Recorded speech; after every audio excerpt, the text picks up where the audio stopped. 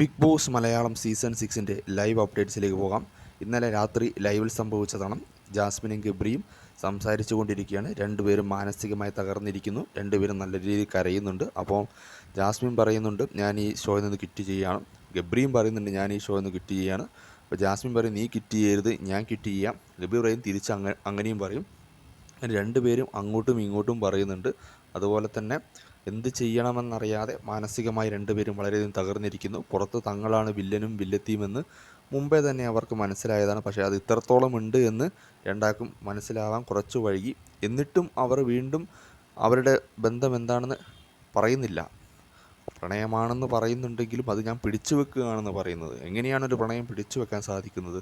ഇന്നലെ ലൈവിൽ ഫുള്ളും രണ്ടുപേരും മാനസികമായി തകർന്നു. രണ്ടുപേരുടെയും ഗെയിം പോയി, എല്ലാം കയ്യിൽ നിന്ന് പോയി. ഇങ്ങനെ പോവുകയാണെങ്കിൽ ഒന്നെങ്കിൽ ജാസ്മിൻ ഷോയിൽ നിന്ന് പുറത്താകും, അല്ലെങ്കിൽ ഗബ്രി പുറത്താകും. കാരണം ആ രീതിയിലാണ് രണ്ടുപേരുടെയും കാര്യങ്ങൾ മുന്നോട്ട് പോയിക്കൊണ്ടിരിക്കുന്നത്. ലൈവിൽ അത്രമാത്രം രണ്ടുപേരും മാനസികമായി തകർന്നിരിക്കുന്നു.